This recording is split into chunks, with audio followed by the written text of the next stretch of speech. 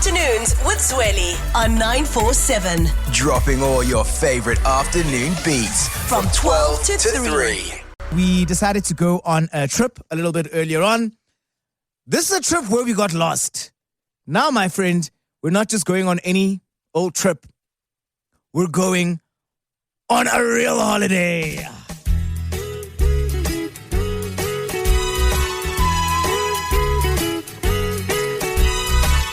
I was thinking of a summer holiday. I've been dreaming of it because everything on social media, there's people that are still enjoying the dying kicks of the last kicks of a dying horse when it comes to the European holidays. People are in Greece. I've got friends that are in España, Barcelona, Ibiza. That's how they speak. And everyone's having a really, really good time. Now, the unfortunate thing is that one of my friends has had to cut his holiday short and come home because he's got a job interview and it has to happen in person. It has to happen. I mean, we can't go, because it's kind of a celebration, right? But imagine all the time you've been planning and you're like, I'm going to Barcelona and Ibiza. And then you get an email and the prospective employer has basically just come back to tell you. Computer says no. Computer says no, you've got to come back from your holiday. Now, leaving for holiday is one of the best things in the world. If you've been fortunate enough to go on a holiday that you're very excited for, hopefully you didn't have to pay for it because it's always nice. The holidays are nicer when you're paying for them. I can tell you that much for free. Now, usually it's awful when you've got to pack your bags early and come home before you had planned. Usually it's because of something awful, a family emergency, bad news, someone getting sick. But I want to find out about the not so bad reasons, the, goodish reasons. I remember the first time that I was on a holiday. It was matric vac, by the way. 18 years old, December, finished writing finals. Then you're like, we're going to fist pump, fist pump. We're going to Belita and Umschlager, my brew. That's where we're going, huh? Laka. And everyone was very excited, and off we went to vac. And I remember I had a friend who came home early because she was sick, but I had to come home because I had a flight to catch to Mauritius the next day. And I know it's like, but it's because it was for sports. It was for SA schools. I was selected for SA schools for badminton. Wasn't too shabby back in the day. So the African tournament was happening over there. So I had to leave vac about half a week early, which wasn't too bad because I'd enjoyed a week, and then carry on moving forward. The next one was not glamorous whatsoever. I was at one of my favorite music festivals. I had just had the time of my life, and then I can't go out. I'm sick. You know when you fall sick during a party or a music festival and a holiday, and now that's it. It's ruined. Many friends have cancelled even international trips because they took ill.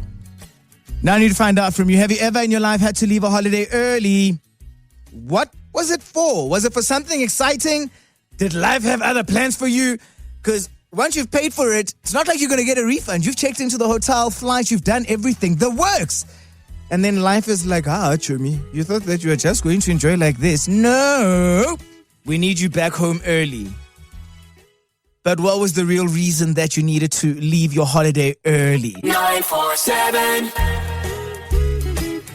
That's very upsetting. Holidays make us so happy and we're calm, we're relaxed. We don't have to see our colleagues. Have you ever had to leave one early? Why? Was it for something exciting? Is it because life had other plans for you? For Samantha, it did. Samantha says, really, we were in Belito for about 5 days, and then I got a call that my sister-in-law had gone into labor. It turns out they were twins, and we had to rush home immediately. Aisha says, my husband got a job offer while we were in Mauritius. We flew home early for the interview. He got the job, and it was well worth sacrificing for the beach because he got a promotion after that. Turns out Mauritius is where we're all heading, including Timothy. Tim in Midrand. How are you doing, bruv? Hi, Zweli. I'm doing good. On yourself? I'm all good, mate. So where were you? Which holiday were you on? And what made you come back home? Well, firstly, I'm a first-time caller on 947. Hey, yeah! Welcome to the show. Yeah. Welcome to the show, my man. Let's give you your horns over there. So this was somewhere around last year. It was in November. And, you know these work-from-home jobs that kind of give us the perks, to work from home on our PCs. So my leave got declined. And I was like, you know what? I'm just going to go on holiday to Mauritius regardless. They won't even know that I'm not there. What? And the funniest thing is, listen here, the funniest thing is, at the previous job that I was working before I got to this new company, I had resigned with immediate effect. And that company had taken me to court. So there were no proceedings. And while I was on holiday in Mauritius, my lawyers called me and said, Timothy, we need you because we're having the court hearing on Thursday. And we need your physical presence. If you are not there, they're going to rule against you. And I'm like, I need to get back to Joburg as soon as possible. Oh my days. Do you know what, Timothy, there are quite a few things that I've got to admire about you over here. You've mentioned that you were at a job that made you so unhappy that you just up and left. You just quit. That is very, very brave, I would say, because a lot of people struggle with that.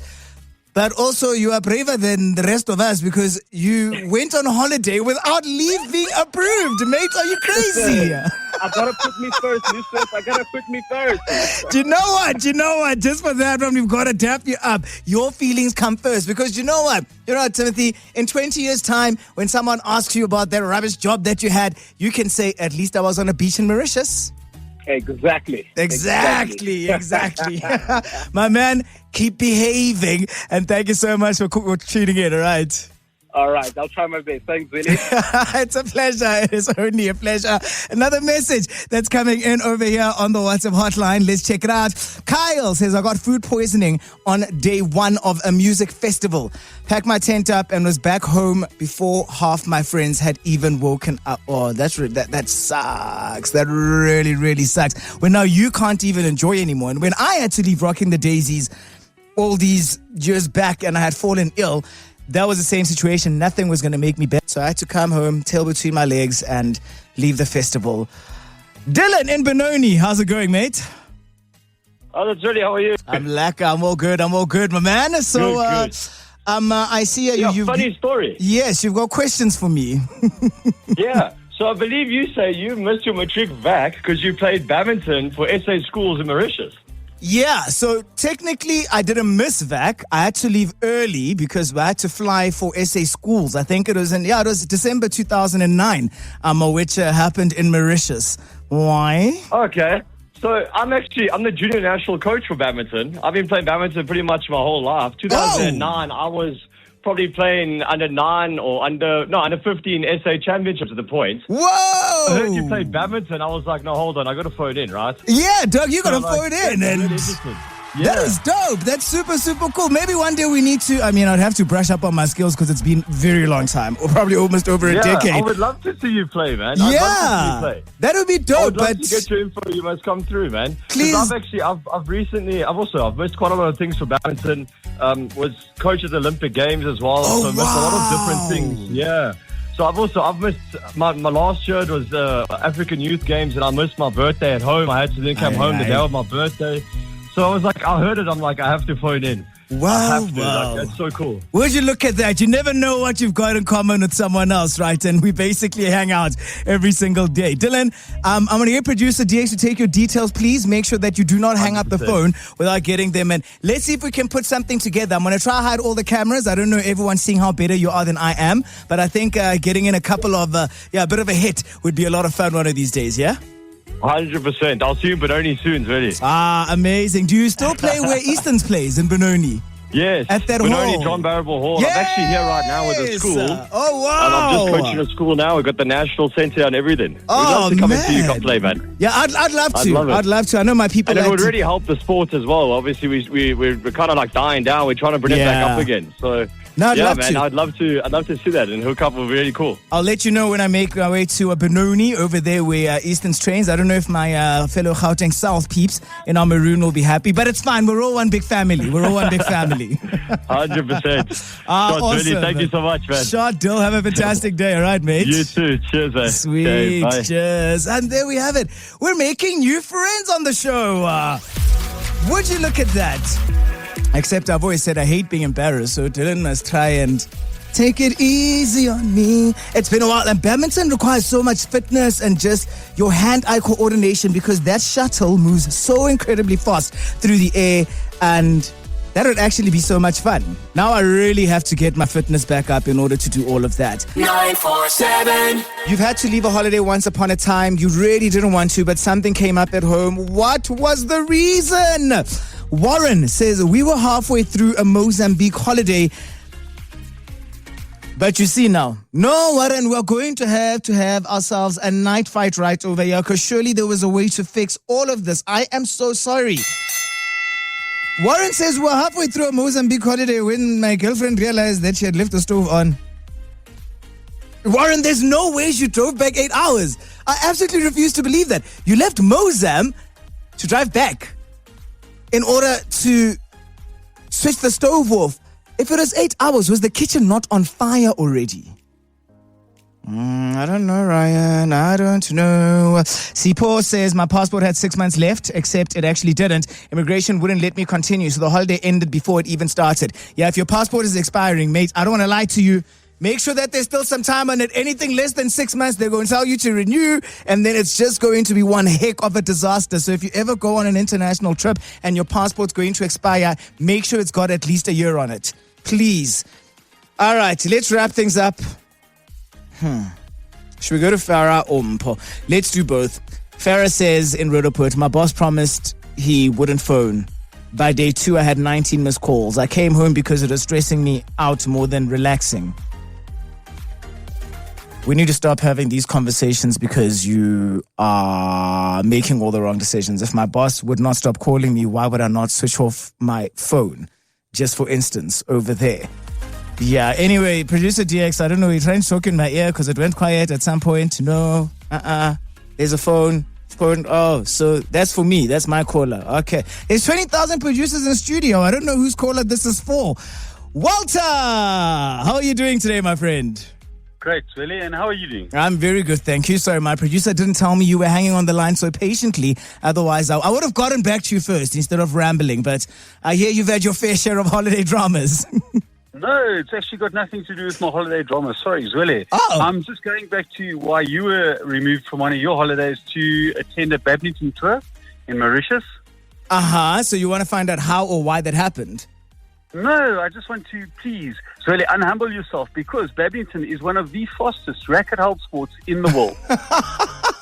It is, but Walter, I trained from when I was like 11 years old. So by the time you get to that, your reactions are so... In actual fact, I went to the All Africa Games, and unlike here when I could win, I was losing everything over there because they were so much quicker and so much faster. Muscle memory, badminton, no one understands it. Yeah. It is an extremely fast game, high reactions and high physical fitness. Yeah. I think that's my biggest thing now is just probably going to be the fitness, the movement. I've been trying to. Tomorrow was actually after my surgery, the day I was supposed to at least get on my fitness journey again. And I think maybe this will just be the right thing to get me, right back on track. And thank you for encouraging me, Walter.